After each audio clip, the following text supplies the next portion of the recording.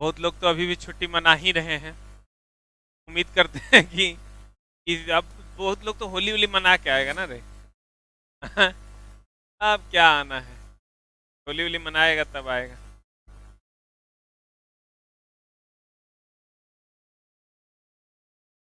Question number DC motor ना,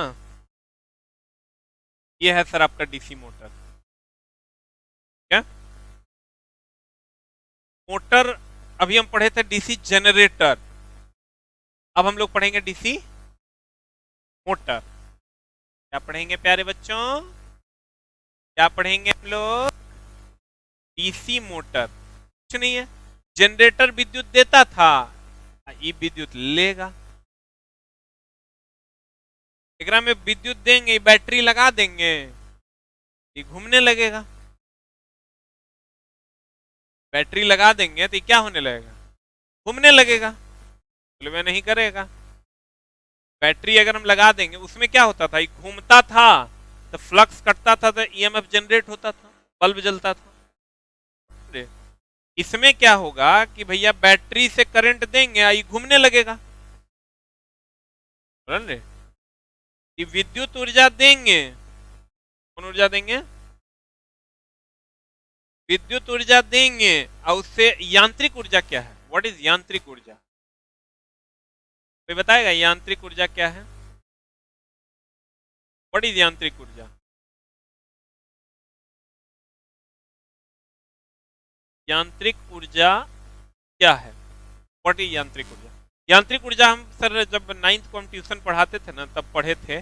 यांत्रिक ऊर्जा कहते हैं कि अगर वह ऊर्जा जो हमारे मांसपेशियों को आराम दे, या हमारे मांसपेशियों के द्वारा संपादित किया जाए, हम यांत्रिक ऊर्जा कहते हैं। जैसे फॉर एग्जांपल हम सर पंखा लेके ऐसे ऐसे डोलाते हैं, हमारी मांसपेशियों पे प्रभाव पड़ता है, आई पंखा डोला रहा है अपने, हमारे मांसपेशियों को आराम न दे रहा है, ये हो गया यांत्रिक ऊर्जा।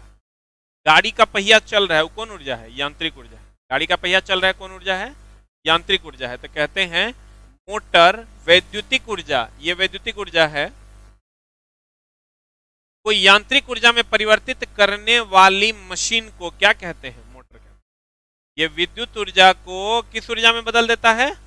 यांत्रिक ऊर्जा में बदल देता है, इसको हम कहते हैं मोटर। और डीसी सप्लाई से यांत्रिक ऊर्जा पैदा करने वाली, अब देखो अगर डीसी सप्लाई दिए और तब घूमा, उसको डीसी मोटर, और एसी सप्लाई दिए और तब घूमा, जैसे ये भी मोटरे है, पंखा एक प्रकार का मोटर है, पंखा एक प्रकार का क्या है? मोटर है।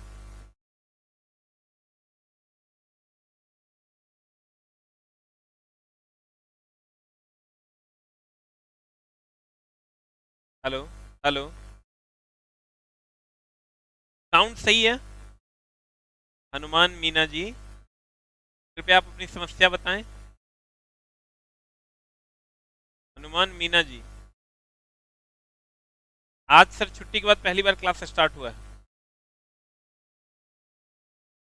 क्लास डेली कंटिन्यू कीजिए, क्लास डेली कंटिन्यू करेंगे। सर क्लास डेली कंटिन्यू नहीं हो सकता है Hanuman Meena ji, class daily continue नहीं हो सकता। आप क्या कीजिए हनुमान मीना जी, कि एक दिन आप डिले कर दीजिए, आपको रेगुलर वीडियो मिल जाएगा। एक सप्ताह आप डिले कर दीजिए, हर सप्ताह आपके पास 6 वीडियो हो। इन क्लास रेगुलर नहीं हो सकता, चला क्लास रेगुलर।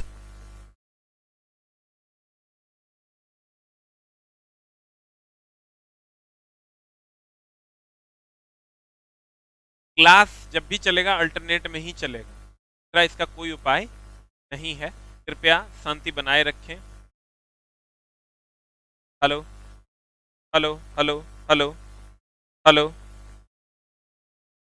हेलो, देखिए हमने आपको कहा कि डीसी सप्लाई से यांत्रिक ऊर्जा पैदा करने वाली मशीन को डीसी मोटर, और एसी सप्लाई से यांत्रिक ऊर्जा पैदा करने वाली मशीन को एसी मोटर या अल्टरनेटर कहते हैं। क्या कहते हैं मेरे दोस्त? अल्टरनेटर कहते। यानी अगर कोई चीज घूम रहा है, अगर कोई चीज घूम रहा है तो वो कौन ऊर्जा है? यांत्रिक ऊर्जा। अगर गाड़ी का टायर घूम रहा है तो कौन ऊर्जा है? यांत्रिक ऊर्जा। अगर पंखा घूम रहा है तो कौन ऊर्जा है? यांत्रिक ऊर्जा। आगे थोड़ा साउंड देखिए तो।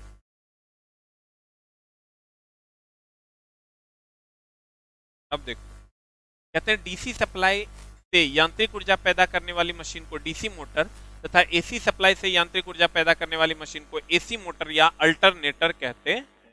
इसलिए कहते हैं सर कि डीसी करंट ऐसा होता है और एसी करंट ऐसा होता है।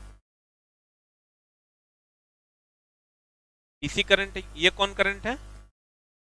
ये कौन करंट है? AC current. युवा डायरेक्ट करंट, युवा अल्टरनेटिंग करंट। एसी का मतलब होता है अल्टरनेटिंग। एसी बोले तो कहते हैं एसी सप्लाई से यांत्रिक ऊर्जा पैदा करने वाली मशीन को एसी मोटर या अल्टरनेटर कहते हैं। अब सर नेम प्लेट देखे हैं कभी? अब देखे होंगे, अगर मोटर या जनरेटर देखे होंगे तो उसके ऊपर एक नेम प्लेट लगा हुआ होता है, ऐसा टाइप स्क्रू से टाइट होता है। देखे हैं कभी? नहीं देखे? अगर आप कभी देखे होंगे मेरे दोस्त, तो ये नेम प्लेट होता है। यहाँ पर ये नेम प्लेट पर सब कुछ छपा हुआ होता है, कितना किलोवाट का है, कितना रिवॉल्यूशन पर मिनट है, एज एंगल कितना है, सीरियल नंबर कितना है, बहुत सारी चीजें उस पर अवेलेबल रहती है। किलोवाट में रिवॉल्यूशन पर मिनट कितना, वोल्ट पर कितना देगा। कहता है किसी वैद्युतिक मोटर में नेम प्लेट पर अंकित शक्ति शाफ्ट पर उपलब्ध शक्ति होती है। नेम प्लेट पर जो अंकित शक्ति होता है वो मोटर का जो शाफ्ट घूमता है उसकी शक्ति होती है। जैसे इसी पर जो शक्ति लिखा हुआ होगा, हेलो, इसी पर जो शक्ति लिखा हुआ होगा, इस पर जो सर शक्ति लिखा हुआ है ना, ये वाला किलोवाट में 15, इसका मतलब ये जो शक्ति है ये इसके शाफ्ट की शक्ति है। इसकी शक्ति है, शाफ्ट की शक्ति है। तो कहता है किसी वैद्युतिक मोटर के नेमप्लेट पर अंकित शक्ति शाफ्ट पर उपलब्ध शक्ति होती है। नेमप्लेट हर मोटर में होता है, हर जनरेटर में भी होता है। मोटर जनरेटर हर जगह नेमप्लेट होता है, उस पर कहेगा जो अंकित शक्ति होता है वो किसकी शक्ति होती है? आर्मेचर की शक्ति होती है, रोटर की शक्ति होती है कि शाफ्ट की शक्ति होती है? कहेंगे शाफ्ट की शक्ति होती है। अब है डीसी मोटर। तो दोस्त डीसी मोटर की अगर बात करोगे तो डीसी मोटर का ये मामला है, ये आपका डीसी मोटर है। देखिए यहाँ पर आप इसको बैटरी से जोड़ दीजिए। बैटरी से जैसे आप जोड़िएगा ये घूमने लगेगा। ये हो गया आपका कार्बन ब्रश, ये हो गया कम्यूटेटर न रे, क्या हो गया ये, और ये आपका क्वाइल हो गया, और ये नॉर्थ पोल हो गया, और ये क्या हो गया, साउथ पोल। अच्छा साउंड ठीक हो रहा है सर, एकदम टेंशन लेने की जरूरत नहीं। अब कहते हैं यह विद्युत, देखो एक होता है विद्युत चुंबकीय प्रेरण, जिस पर जनरेटर काम करता है। विद्युत चुंबकीय प्रेरण क्या है? व्हाट इज विद्युत चुंबकीय प्रेरण? बोले थे अगर ये नॉर्थ पोल है,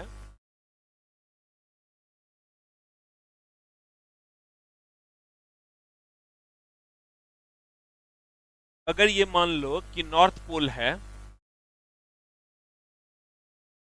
और ये मान लो कि साउथ पोल है, नॉर्थ से साउथ की तरफ चुंबकीय बल रेखाएं जाएंगी। किधर से किधर की तरफ? नॉर्थ से साउथ की तरफ चुंबकीय बल रेखाएं जाएंगी, और जब चुंबकीय बल रेखाएं जाएंगी तो ये आपका कम्यूटेटर है, ये ब्रश है, और ये बल्ब जल रहा था। यही ना मामला था रे? ये कौन पोल है? North pole. ये कौन पोल है? साउथ। नॉर्थ से साउथ की तरफ जब चुंबकीय बल रेखाएं जाएंगी तो जब ये क्वाइल घूमेगा फ्लक्स कटेगा। अब फ्लक्स कटेगा तो क्या जनरेट होगा? ईएमएफ जनरेट होगा। फ्लक्स कटेगा तो क्या जनरेट होगा? EMF generate. मेरे दोस्त फ्लक्स कटेगा तो ये ईएमएफ जनरेट होगा, ईएमएफ जनरेट होगा तो ये बल्ब जलेगा। बोलो तो मेरे दोस्त इसी को कहते हैं विद्युत चुंबकीय प्रेरण। विद्युत चुंबकीय प्रेरण। लेकिन सर ये जो मोटर का केस है ना, मोटर के केस में ये नॉर्थ पोल है और ये साउथ पोल है। नॉर्थ के से साउथ की तरफ चुंबकीय बल रेखाएं जाती है, ये गई,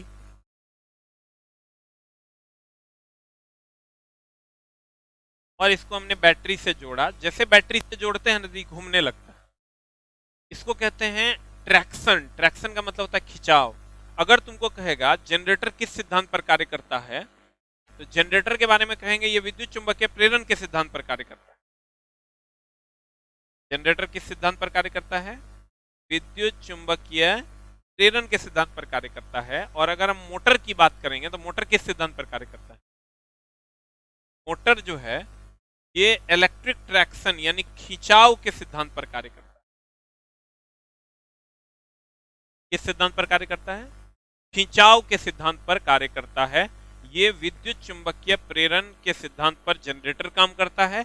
और अगर मोटर कहेगा तो मोटर सर जनरेटर, ये मोटर की जनरेटर है, और ये क्या है? अगर जनरेटर की बात करेगा, जनरेटर खिंचाव के सिद्धांत पर कि विद्युत चुंबकीय प्रेरण के सिद्धांत? अगर मोटर की बात करेगा तब मोटर खिंचाव के सिद्धांत पर कार्य करता। अब देखिए, कहते हैं यह विद्युत चुंबकीय खिंचाव इलेक्ट्रोमैग्नेटिक ड्रैग या ट्रैक्शन के सिद्धांत पर कार्य। यह मतलब कौन? यह मतलब कौन? DC motor. कहता है इस सिद्धांत के अनुसार जब किसी धारावाही चालक को चुंबकीय क्षेत्र में रखा जाता है तो उस पर कौन बल कार्य करता है? एक घुमाव बल कार्य करता है। जैसे आप इसको सर बैटरी से जोड़ दीजिएगा, इस पर एक घुमाव बल काम करेगा जिसके कारण ये क्या होगा? घूमेगा। इसके कारण ये क्या होगा? घूमेगा। अब कहते हैं डीसी मोटर, देखिए क्या हो रहा है बोर्ड में,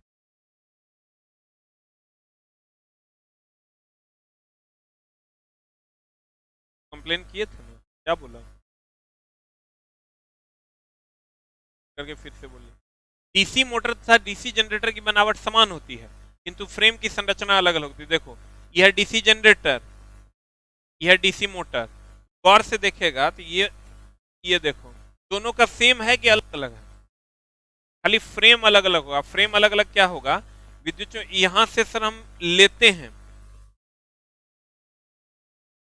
इसको हम क्या करते हैं? देते हैं। जनरेटर से लेते हैं कि देते हैं? आप मोटर को मोटर से देते हैं। तो कहते हैं ये जो जनरेटर और मोटर है इस दोनों की संरचना समान है। इसमें भी देखो नॉर्थ पोल साउथ पोल है, इसमें भी नॉर्थ पोल साउथ पोल है, खाली लेकिन इसमें लेते हैं और इसमें देते हैं। खाली फ्रेम दोनों का अलग अलग होता है। डीसी मोटर तथा डीसी जनरेटर की बनावट समान होती है किंतु इसको हाईलाइट करो, पूछता है फ्रेम की संरचना थोड़ी सी भिन्न होती है। फ्रेम को हाईलाइट करो।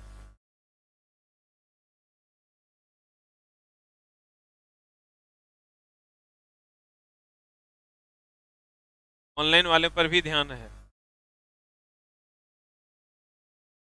हाँ Ram ji, very good. Sound ठीक है? अब साउंड ठीक हो गया है।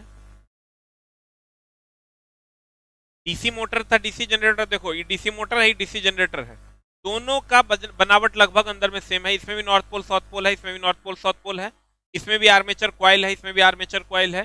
खाली डिफरेंस ये है, देखो इसका फ्रेम का संरचना अलग है, इसका फ्रेम का संरचना अलग है।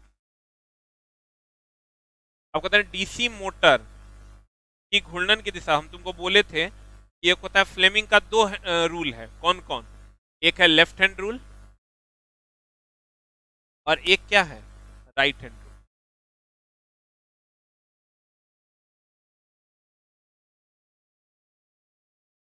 देखिए बोर्ड का स्थिति,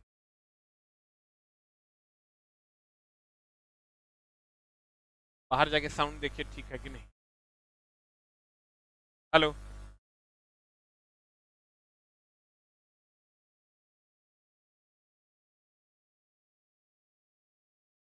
अब देखिए अभी किए हैं अपडेट क्या?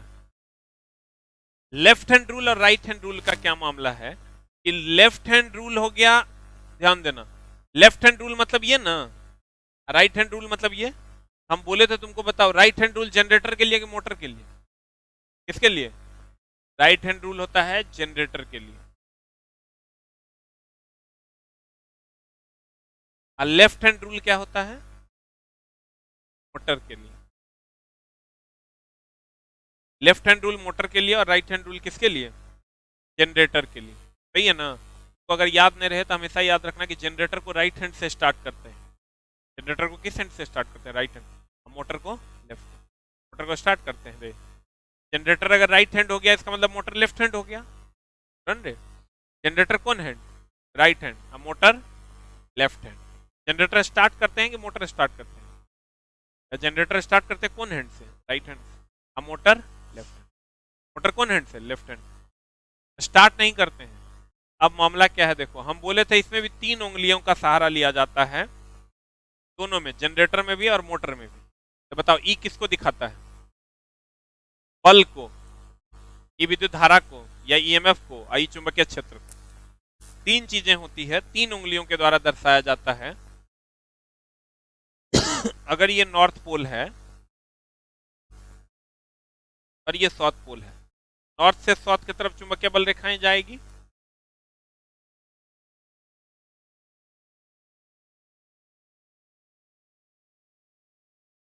इधर से किधर जाएगी चुंबकीय बल रेखा? नॉर्थ से साउथ की तरफ।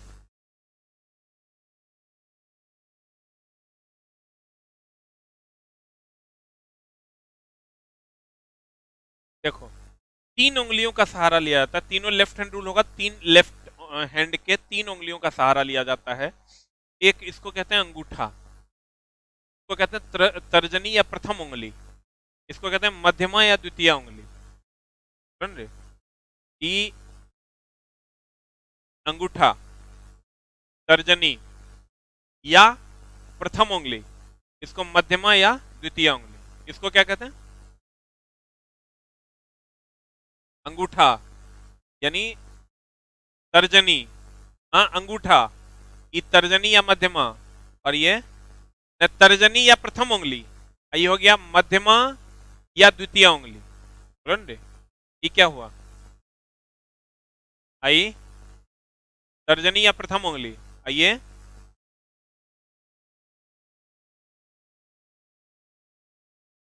3 चीजें दर्शाई जाती है। एक बल, दूसरा धारा धारा या ईएमएफ, और तीसरा चुट्टा। बल हुआ न रे, बल, रुक, अरे रुक यार, तो हमरो कंफ्यूज कर देगा। एक पहली उंगली हो गई बल, बल बोलो या गति बोलो। दूसरा हो गया धारा या ईएमएफ, और तीसरा हो गया चुंबकीय क्षेत्र। तीसरा क्या हो गया? चुंबकीय क्षेत्र।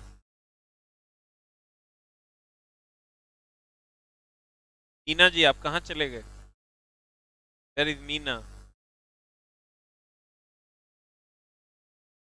अब देखें, अगर ये नॉर्थ पोल है और ये साउथ पोल है, तो नॉर्थ से साउथ की तरफ चुंबकीय बल रेखाएं जाएंगी। इधर से किधर जाएगी? नॉर्थ से साउथ की तरफ चुंबकीय बल रेखाएं जाएंगी। जब नॉर्थ से साउथ की तरफ चुंबकीय बल रेखाएं जाएंगी तो ऑब्वियस सी बात है, ये नॉर्थ पोल है और ये कौन पोल है? कौन पोल है रे? South pole. तो नॉर्थ से साउथ की तरफ चुंबकीय बल रेखाएं जाएंगी, भैया ये चुंबकीय क्षेत्र की दिशा को दिखाएगा। तो दिखाएगा ये बलशाली है तो ये बल को दिखाएगा, और जिधर बल लगेगा उधर गति होगा। और ये किसको दिखाएगा? धारा या ईएमएफ को। धारा या क्या? ईएमएफ को। देखो ये अगर इधर ऐसे होगा, ये धारा हो गया, ये चुंबकीय क्षेत्र हो गया, और ये बल हो गया। ये बल अगर इधर लगेगा तो ये ऐसे से घूमेगा। समझे? अगर मान लो ये बल इधर की ओर लगेगा तो ऐसे ऐसे घूमेगा, ये बल ऐसे लगेगा तो ऐसे ऐसे घूमेगा। बोले नहीं करेगा। देखो धारा की दिशा अगर बदल देंगे, अभी गति ऐसे है, और धारा की दिशा अगर ऐसे कर देंगे तो गति ऐसे ना हो जाएगा रे। यानी कि धारा की दिशा बदल देंगे तो गति बदलेगा कि नहीं बदलेगा? नहीं बदलेगा। इसीलिए तुम देखना मोटर में अगर टर्मिनल उल्टा कर दोगे ना तो गति भी, कहते हैं मेरे दोस्त, ये किसको दिखाएगा? बल या गति को। बल या गति को, ये चुंबकीय क्षेत्र को, और ये धारा या ईएमएफ को, ये धारा या किसको, ईएमएफ को। हम ये कह सकते हैं कि अगर प्रथम उंगली यानी तर्जनी चुंबकीय क्षेत्र को दिखाए और ये मध्यमा जो है ये विद्युत धारा को दिखाए या ईएमएफ को दिखाए, तो ये लगने वाले बल को दिखाएगा। सबसे ज्यादा बलशाली कौन है, कौन भैया, यही ना बल को दिखाएगा। हाँ, ई धारा को, ई चुंबकीय क्षेत्र को। कहते हैं डीसी मोटर की घूर्णन की दिशा ज्ञात करने के लिए फ्लेमिंग का बायां हाथ का नियम कि दायां हाथ का नियम, कौन हाथ का नियम, बाएं हाथ का नियम का प्रयोग किया जाता।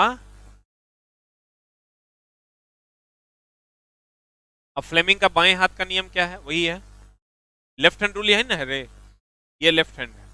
कहता है इस नियम के अनुसार यदि बाएं हाथ की प्रथम दो उंगली ये हो गया तथा अंगूठा, ये अंगूठा, प्रथम दो उंगली ये हो गया, ये प्रथम दो उंगली हो गया, और ये क्या हो गया, अंगूठा। प्रथम दो उंगलियों तथा अंगूठे को परस्पर समकोण बनाते हुए इस प्रकार फैलाया जाए कि पहली उंगली चुंबकीय क्षेत्र की दिशा, ये पहली उंगली है, ये चुंबकीय क्षेत्र की दिशा, और बीच की दूसरी उंगली चालक में विद्युत धारा के प्रवाह की दिशा इंगित करे। अंगूठा चालक के घुमाव की दिशा को इंगित करता है, ये अंगूठा चालक के घुमाव की दिशा या बल की दिशा को इंगित करे। बल और गति यही ना, आई चुंबकीय क्षेत्र और ई धारा, ई किसको, धारा, ई तर्जनी ना, ई मध्यमा और ये अंगूठा। तो तुमको अगर नहीं याद रहे तो क्या करना है, सबसे ज्यादा बलशाली कौन है, ये बल को दिखाएगा। इस चैप्टर का हेडिंग है करंट, इसलिए मध्यमा करंट को दिखाएगा, ये बच गया चुंबकीय क्षेत्र को दिखाएगा। बोलो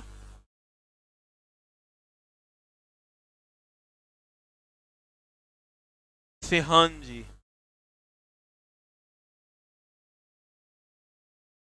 तो पता डीसी मोटर के मुख्य भाग, पहला है तुम्हारा यॉक, यॉक समझते हो, ये वाला भाग, ये जो सबसे बाहर वाला भाग तुमको दिखता है ना, मोटर में बाहर का बॉडी दिखता है ना, वही यॉक है। मोटर में जो बाहर का बॉडी दिखता है वो क्या है, यॉक है। देखो यहाँ पर भी इसमें सब पार्ट्स तुमको दिख जाएंगे। इधर आ जाओ तुम, ये साफ्ट है बीच वाला, ये आर्मेचर कंडक्टर है जिस पर आर्मेचर कॉइल लपेटा हुआ है, ये नॉर्थ पोल, ये नॉर्थ पोल, ये साउथ पोल, ये साउथ पोल है, नॉर्थ साउथ ऐसे जाएगा मैग्नेटिक लाइन ऑफ फोर्स।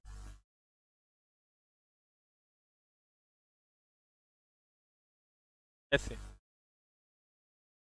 तो ये जो बाहर वाला हिस्सा है ना, ये कास्ट आयरन का बना होता है, किसका बना होता है, इसी को यॉक कहते हैं। कभी अगर मोटर आप देखे होंगे तो मोटर में सबसे बाहर वाला हिस्सा होता है ना, इसी को हम क्या कहते हैं इसका काम क्या है, इसका काम है मेरे दोस्त, ये यॉक है, ये देख रहे हो ना, ये बाहर वाला बॉडी, इसी को यॉक कहते हैं। इसी को अगर मान लो कि ये बाहर से कंप्लीट ऐसे पैक कर देगा, ये यॉक है। यॉक का काम क्या है कि ये मैग्नेटिक लाइंस ऑफ फोर्स को बाहर नहीं जाने देता है। जो मैग्नेटिक लाइंस ऑफ फोर्स है इसको ये बाहर जाने देगा कि नहीं जाने देगा, इसी में रखेगा। इसी में रखेगा तो फायदा होगा कि नुकसान होगा। अगर सर आप मोटर को कभी खोल के आप स्टार्ट नहीं कर सकते, जो मोटर का स्पीड अगर 100 आरपीएम होगा तो उस मोटर का स्पीड हो जाएगा 50 आरपीएम। इसको आप तुम खोल दोगे, चारों तरफ से खोल दो तुम, अब खोल के खाली कॉइल रहने दो तो ये स्टार्ट होगा, लेकिन इसका आरपीएम बहुत ही निग्लिजिबल होगा, क्योंकि लगभग मैग्नेटिक लाइंस ऑफ फोर्स का लॉस हो जाएगा, बाहर चला जाएगा। यॉक का काम है सारे चुंबकीय बल रेखाओं को बाहर नष्ट होने से बचाना कि नहीं बचाना। कहते हैं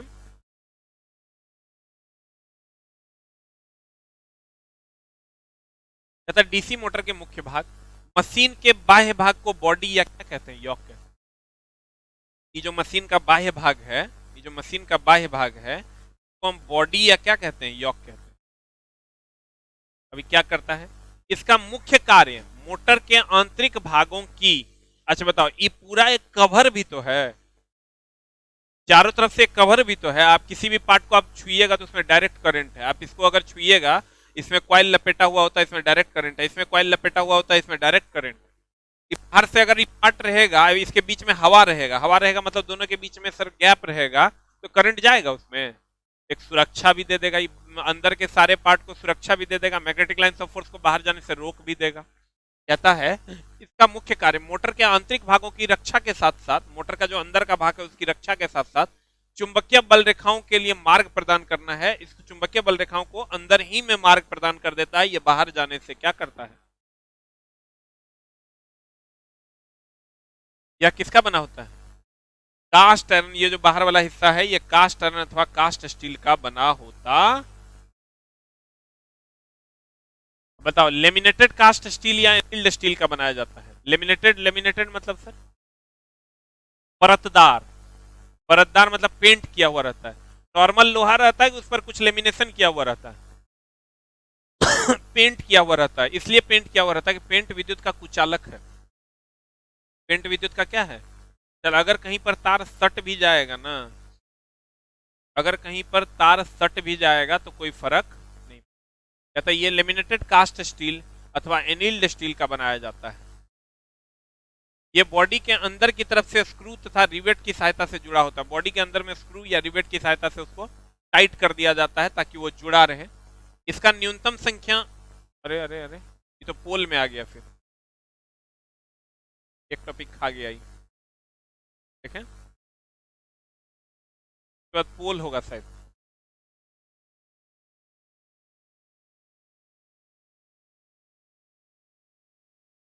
फील्ड पोल है ना, कास्ट आयरन अथवा कास्ट स्टील का बना होता है, उसके बाद फील्ड पोल होगा। पकड़ो, अब देखो एक बार हम फिर से समझाते हैं, समझने की कोशिश करना।